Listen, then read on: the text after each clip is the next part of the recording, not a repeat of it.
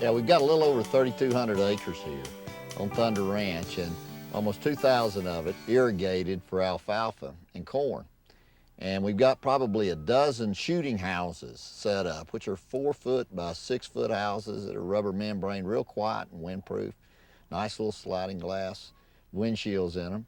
And they're positioned in order to catch these elk coming up out of this marshland, which is right over my shoulders, and coming into that alfalfa and corn to feed.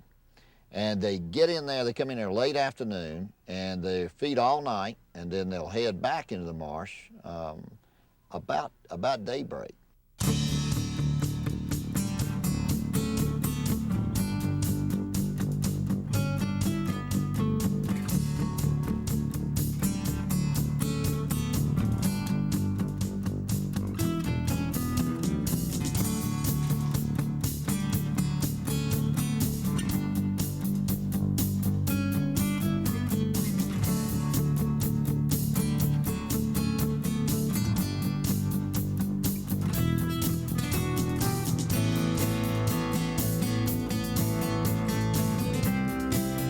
You know, it's interesting. Sometimes they'll just come bolting into that alfalfa. It's crazy, and I don't understand it. And then other days, you know, they'll come in and just be very leery and keep that nose up, and they're looking around. You won't see them graze at all.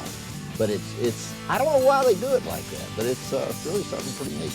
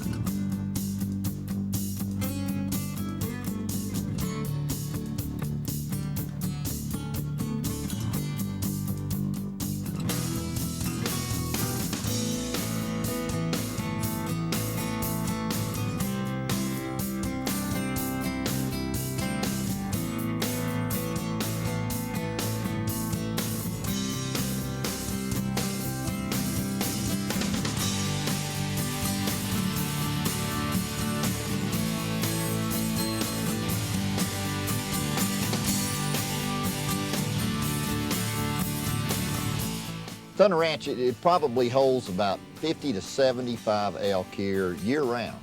At any day of the year, you'll see at least that many out here. But it's interesting, about mid-August, they start flowing down off of Blue Mountain in Colorado, the very northwestern portion of Colorado there, and they just start pouring down. As a matter of fact, you can lay asleep with your windows open at night and you can hear them coming through. It sounds like a cattle drive sometimes. You hear that fighting and bugling and carrying on. You wake up the next morning and there's 40, 50 new bulls and cows out there that you've never seen before out there in the alfalfa. It's really something terrific. And this progression, it starts around mid-August and it continues all the way through the end of October.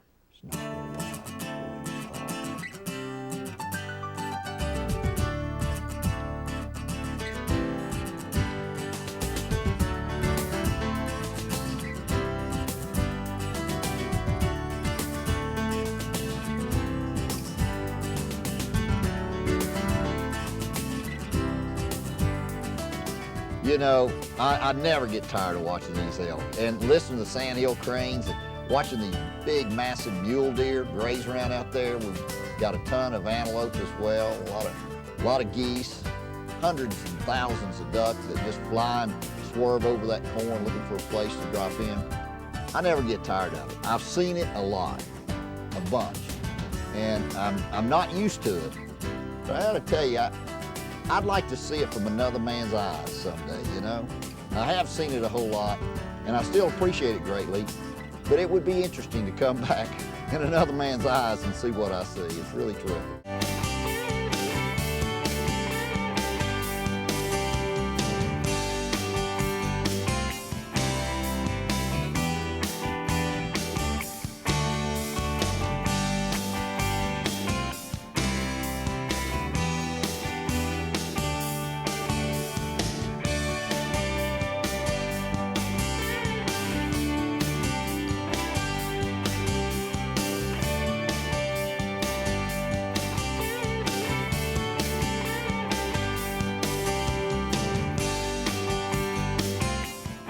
patience is really the key on this. I mean, they say you don't shoot the first elk you see, but gosh, you scratch your head, you wonder why not? That's the biggest bull I've ever seen. Why wouldn't I shoot it, even though it is the first one?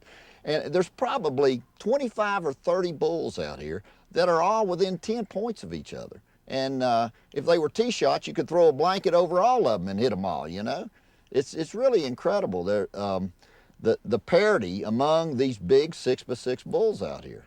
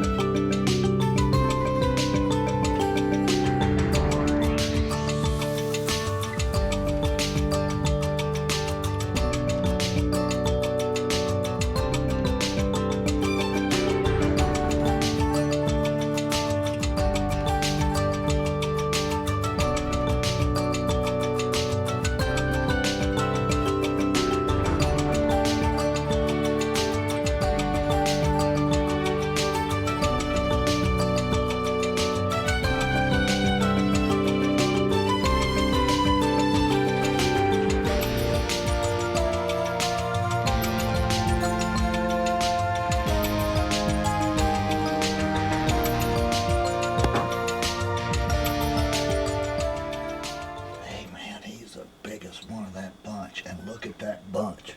That is a big bunch of elk. It's got to be 300 elk in there. And he was the granddad. He's one of the last ones to come out. Seems like that's always the way it is. Real nice 6x6.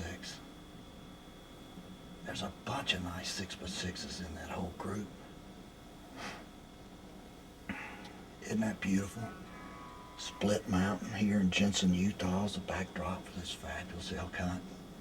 They're coming out here grazing on this alfalfa. It's rich in protein, 23% protein.